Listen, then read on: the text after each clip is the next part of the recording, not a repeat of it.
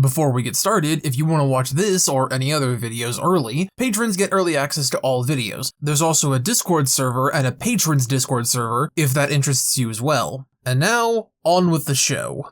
Gaming as an art form is something of a broad category of styles, genres, classifications, and so on and so forth. From the humble platformer to the OCD nightmare of the collectathon, to the frantic energy of spiting the hand of God with the power of friendship for delulls. Games have a wide variety of ways to communicate its tone and atmosphere to the player, oftentimes doing so by a map screen, a menu, or a hub world. Hub worlds are technically a tricky thing to define, since a map could be a hub world, or a whole city, or even just as simple as a building. It all depends on what the devs want you to associate with downtime and making the most in between missions. The LEGO games, for example, have a wide space with your collectibles to view, as well as a character creator on top of the mission select. Simple, straightforward, and easy to understand. In most of them. The middle era of the franchise like doing map markers for some reason. Platformer Mario games tend to have a map that you can walk around on. In 3D world, it's like the classic games. Dots you would run to one at a time as you cleared levels. 3D Land gave it more a free-form sense that let you find secrets, explore the area, or just run in circles if you like. The Kingdom Hearts franchise sort of evolved this concept in a way. The first game had you pick a direction, then fly to that world manually until you unlock fast travel, and then could teleport between them. In 2, you had a hub map that you could fly around, and had to beat challenge gates to unlock the next world by proving your mettle. And 3 combined the two approaches by allowing you to pick the world after you've flown there manually, but a few worlds having mandatory bosses before you can unlock them. I found that to be a really simple implementation of the previous systems without just straight up reusing them while still feeling completely new. I hadn't even realized that's what it was doing until I sat down to write this. I'll be honest with you.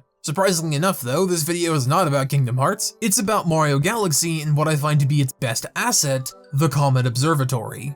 The Comet Observatory has been talked about to death on the internet since the game came out in the early 2000s. It's simple, it's clean, it's making me feel some ways tonight, but what I want to focus on is a bit simpler than what other people seem to notice. The observatory is this great big star-crossing comet with jet boosters and is powered by things that shape galaxies, but it also has a kitchen. It can tear through enemy forces like it's nothing, even at half power, but it has a fountain you can splash around in. It's the place where beings that shape the universe as we know it are born and taught their purpose in this vast cosmos. But it also has a library where Rosalina reads a book to the Lumas like it's a bedtime story. Simply put, this place is a home.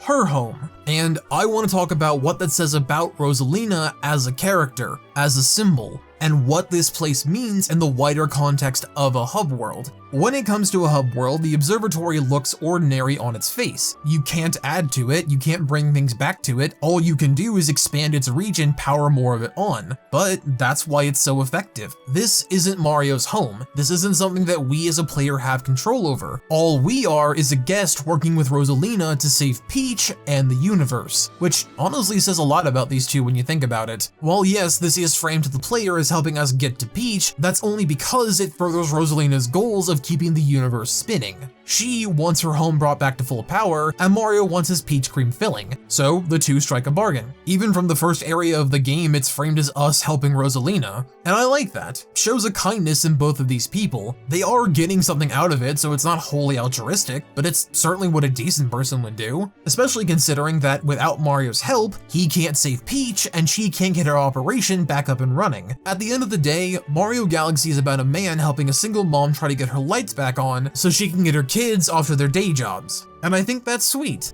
The observatory shines the brightest here because it's not just a place. It's a home we are visiting and making it what it once was for the sake of others. We have a home, we have a family, we have a place to go back to. But not these guys. They have nowhere else to go and she has to fulfill her obligations, so out of the goodness of his heart, Mario helps her. And I say that because the postgame has no value outside of buffing your star count. Peach is saved and Bowser burned in lava. We have no further reason to be here, but we do it because it's the right thing to do. In-universe at least. I do it because these levels are dope as hell. Look at me go! Whee! And this is what I feel makes this place seem more magical, more worth sticking around for than almost any other Mario game. Except one, but we'll get there. The fact that it's someone's home we help repair. Moving on to Galaxy 2, we have Starship Mario. And frankly, while its design is nice, it's just not as fun to look around. See, the devs on this team seem to think that since the player had experienced the observatory in the first game, they should flip the entire game's philosophy to make a level-by-level world map and a hub world that you add to as the game progresses, but in the worst way imaginable. For example, when the game starts, it's just you and Lubba. Now, I like her. She's cute and fun and gives me big ace lesbian energy. But other than that, she's just got dad jokes and a really bad habit of talking down to the player. She's not mean, but she never shuts up the whole game. We are constantly brought back to the neck, the engine room, the sides, and are told something that we don't need to know, all so she can say, "Hey, look at them. They're cute. You should go talk to them." This happens, and I'm not even joking, up until and including the final star of the base game. It's so incredibly frustrating because it ruins what makes the ship fun in the first place. It's so small and there's nothing but Lumas when you get here that had they not done this, it would have given the player a reason to explore the ship at their own pace. As it stands, it's just telling you what's new and being like, "Hey, you did good hitting this check mark in the code, kid. Keep it up." That doesn't trust you to want to explore. Honestly, Galaxy 2 feels like it was made for ADHD kids because the first game is very contemplative and just lets you explore things at your own pace. But from the minute this game starts, it just go, go, go, go. It never stops talking at you, has you do things. It's so much more frantic, and I feel like that's why the internet is so split on these two games. Maybe I'll talk about that later, I'm not entirely sure, but that's just me thinking right now. Anyway, it's gotten so bad that multiple stars in a row, it's yanked me back to the neck to tell me a new creature has entered the chat, and I hate it. Starship Mario is a really cute idea, but the way it's implemented throughout the journey makes it one of the most boring places because there's no joy in exploring it. It's even worse in the Switch 2 port because of the storybook they added to this version, which adds 4 extra pullaways from the helm to tell you, "Hey, you should check this out." The original game was so simple in its execution of the storybook. The library opens and you're told about it by a Luma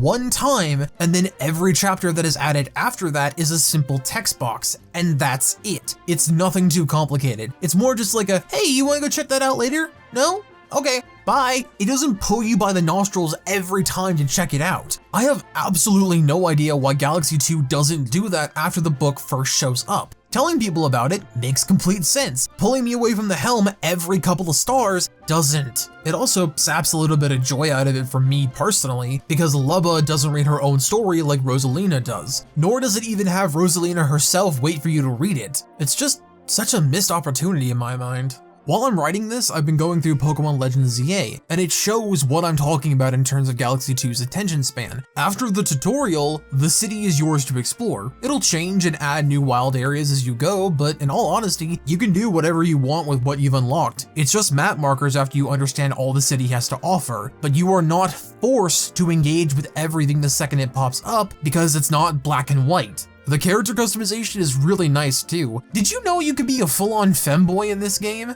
Fucking amazing if you ask me. Funny enough, that leads me to another fan favorite Mario game, Odyssey. Odyssey, I feel like, is a step in the right direction, but still falls flat in its idea because the hat ship, the Odyssey itself, is just an item. It's not something you can add people to or make things easier for, or anything like that. All you can do is just get more moons from every kingdom, add fucking collectibles to its interior, and slap a bunch of stickers on it like it's a car. Side note, they did not expect you to get certain ones at certain points, because they cover broken bits that should have destroyed the sticker altogether, but that's neither here nor there. Anyway, the idea isn't wholly bad, but I just wish you could have had a bigger ship that let you choose which denizens to take with you, as opposed to just Capitalism Simulator 5000. Frankly, I think Brothership handled this well, because as the adventure went, you got more and more people from different islands that have charming dialogue, and are oftentimes characters you've gotten to know from the island they came from, so it's not like you're being forced to stop and listen to randos for no good goddamn reason. Hell, some of them even build shops and do things for you, almost like it matters what you do in the game. It's nice, simple, and effective. You're rebuilding a community and a continent for the sake of getting home and reuniting a family. Kinda like Galaxy 1, funnily enough. I also think it's worth pointing out that had this been Starship Mario, I would have had no complaints. Its size, its inhabitants, its general vibes are all what I'm here for, but for whatever reason, we're stuck with this Macy's Day Parade float head ass over here. So that's it, right? All it takes to be a good hub world is be something your characters benefit from and has some homey vibes to it without it needing to be bought to achieve that feeling? Well, Let's talk about Princess Peach Showtime. Showtime is, depending on who you ask, the world's most babyest baby game that's ever come out since Yoshi's Woolly World, or a semi-decent collectathon like Luigi's Mansion, which is by far one of the easiest games I've ever played, with difficulty spikes here and there. This game is important to the conversation because there is no real benefit to Peach besides getting out of the theater. Grape has taken it over and is causing the place to go wrong, and Peach wants to get out, so dons 10 different costumes to do so, and in the process saves the theater. Is she a good person? Absolutely. Is this for purely altruistic means? Hell no. And that's fine. What I'm getting at is that by getting the game's main collectibles, you are then able to buy things for the Sparkle Theater and decorate the 5 main floors in mostly monochromatic fashion. And it really adds a bit of flair to the whole thing. It's post-game content technically, but it's a nice incentive to go back through levels, especially if you haven't gotten all the sparkles or need coins for the shop or are doing those hide-and-seek things. It's a player choice thing to show how much you want to improve the theater and give back to them for inviting her in the first place. The base layout of the theater never changes.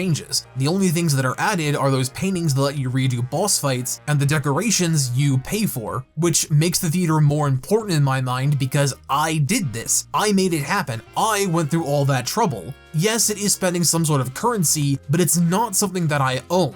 It's a place that I am visiting and want to show my appreciation not only for the invitation, but also the experience. And I think this is something about Peach as a character that we haven't gotten to see in a while, and I think it works. Moving back to Galaxy 1, honestly, I feel like the storybook is what makes the observatory feel more important than it can come off at a first glance. Because Rosalina made this place. She built it over the millennia with the countless children she's helped find their purpose in this world, and how those star tears and sweat and all of that time they put into making this place as comfortable as possible for not only them, but for her also, is commendable. There were times that she wanted to just go home and wanted to be that small little girl again, clutching her star bunny. But she knew she had to press on because she had found her own calling and discovered that she loved being a mama. She may miss hers, but being one herself is just who she is. She loves what she does, and I don't think she regrets it for even a second. The epilogue they added to the Switch 2 port of the game shows her with a guitar, of course singing the loom as a lullaby, and talking about how meeting new people is scary, but that's the fun, while also understanding the sorrow of having to say goodbye and goodnight. But that's part of not only her journey, but life itself. She may get melancholy at times and visit home every century to remember where she comes from, but she's gotten what I think she's always wanted, a family. And what better way than that is there to go trekking around the galaxy as? If you like this, please consider donating to me on Patreon or joining my Discord. Otherwise, my name is Chris, stay safe, stay warm, and I hope you all have a fractastic holidays.